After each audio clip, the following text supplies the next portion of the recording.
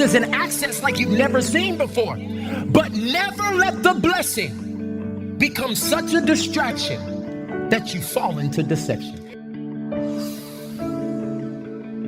See, because we talk to people about what to do to get the blessing, but we never prepare them of what your action steps are to do after the blessing comes. After you get the house, after your emotional stability comes back, after the family is restored, after you get the car, after you wifed up, after they recognize you and you get the promotion, after the loan clears, what do you do after the blessing? And most people today pray, fast, believe, sow, get the blessing, and then they get bamboozled by the blessing.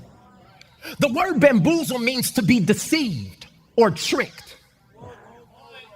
What happens when the very thing you prayed for tricked you out of intimacy with God? Uh-oh. What happens when the very thing you...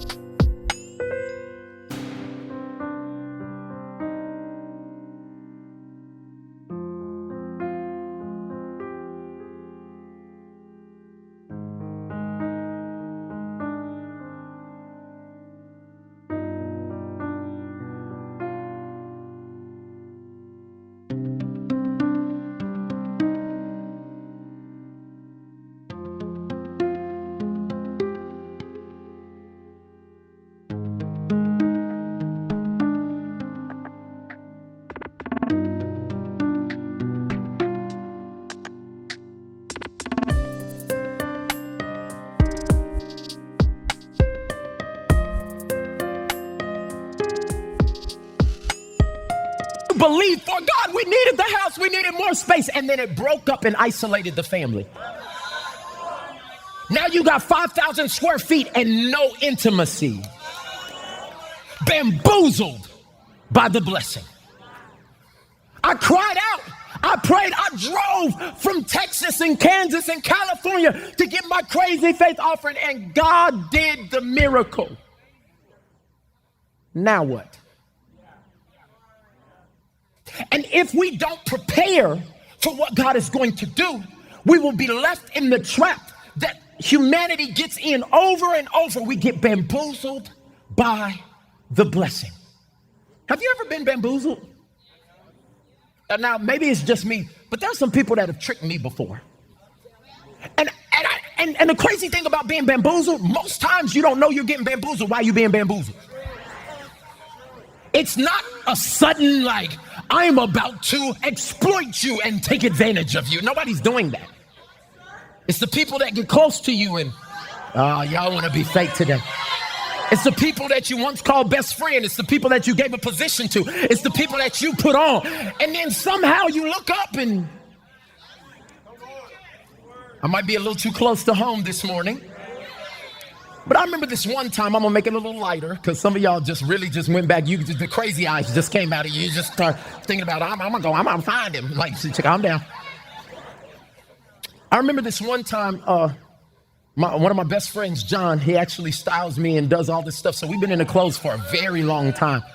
And we were in the clothes when we were broke. And what that means is that all the stuff you wanna buy, you can't buy because you ain't got no money. So anytime you see something that's gently used, or maybe a size or two bigger, or, you know what I'm saying? You make it work. Has anybody ever grown up making it work? Now, some of y'all bougie all your life, but there's some of us that had to take something that was not even and make it work. Well, there was this...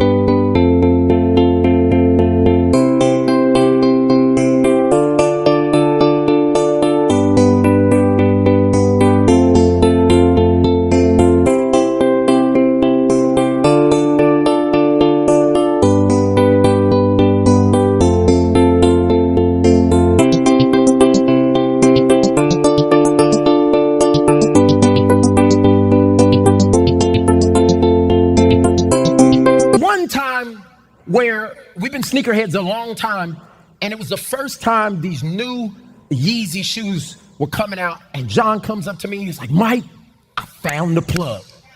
And John's my friend.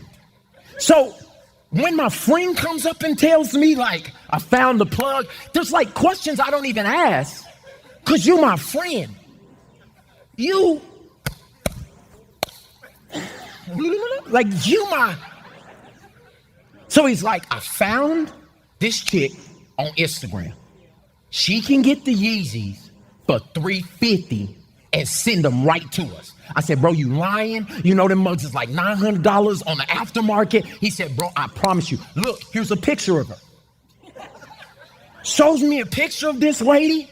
I was like, oh, okay. And she kind of cute. And she working at Finish Line. That's cute. Okay, cool. I scraped together every dollar, dime, nickel, penny that I had. You know when you broke, when you start going to the couch to look for the money. Just hold on, like loose change, other people's car ashtrays. I was everywhere. I got my $350 together and gave it to my friend with full confidence. I'm talking about, I was imagining, you talking about see it before you see it? I saw myself with them shoes. I had started planning outfits based on. 1 week goes by. 2 weeks goes by. I mean shipping, you know shipping. Right? 3 weeks go by. And we start encouraging each other like, bro, you already know they on the way, bro. We doing all this other. 4 weeks go by. I said, John, I've missed some meals because of what I gave to this endeavor that we're on right now. Have you heard anything? Bro, I DM'd them, I let them know, and they promised me they'd be here next week. 5 weeks goes by. 6 weeks goes by. Now I'm a little aggravated. John, he's like, bro, I got my money in it too. You dumb too? We end up finding out that it wasn't a young lady, it was a man that posted a picture of a young lady at a shoe store. We sent him our money, and that man disappeared. For at least 3 weeks, me and John felt worthless. Because as grown men who paid taxes and had wives, this wasn't like I'm married at this time. Like, at least there should be some sign. I felt bamboozled. If I see that person today, I'm stealing them out on sight. But what I begin to understand about this moment of being bamboozled is I let the idea of what I thought was going to be a blessing distract me from deception. Write this point down, because y'all are about to come into blessing you've never seen before. You're about to come into relationships that you've never seen before. You're about to have resources and access like nobody's believing it with me. You're about to have resources and access like you've never seen before. But never let the blessing become such a distraction that you fall into deception. I was so distracted by the blessing that was coming that I didn't even look and see that the person only had 2 pictures on their Instagram.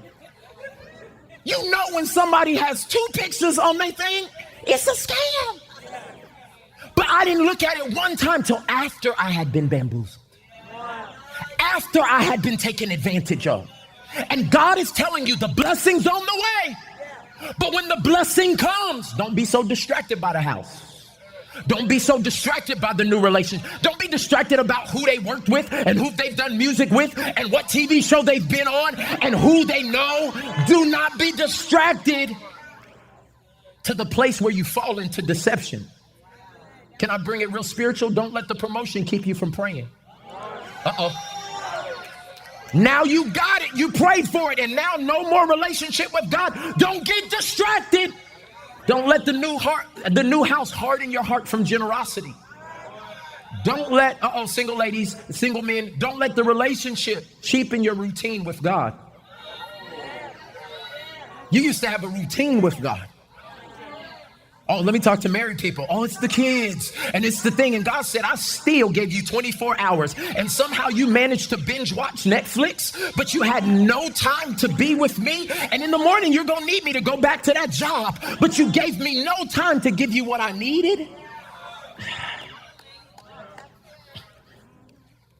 The reason why you can't be distracted by the blessing, even though it's good, watch this, is because distractions jeopardize discernment. When you're distracted, you can't discern what's going on. When you're distracted, you don't pay attention to stuff that's obvious. Have y'all ever seen your friend going into a relationship that was going to end in disaster before it even started? Oh, come on. But they can't see it. Why? Because they distracted. Well, he loved me and he bought my nails and he did the opposite than my last boyfriend, Jerome, and this and that and the third. And you like, I don't know. This looked like Jerome in a different outfit.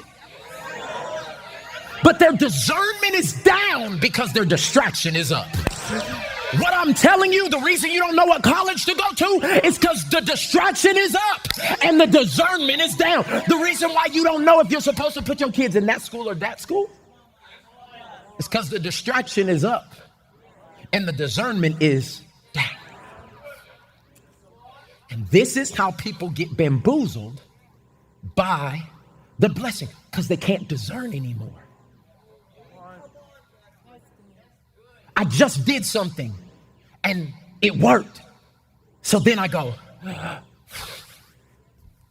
whoo, and that's when the enemy creeps in and says, all I needed them to do was exhale.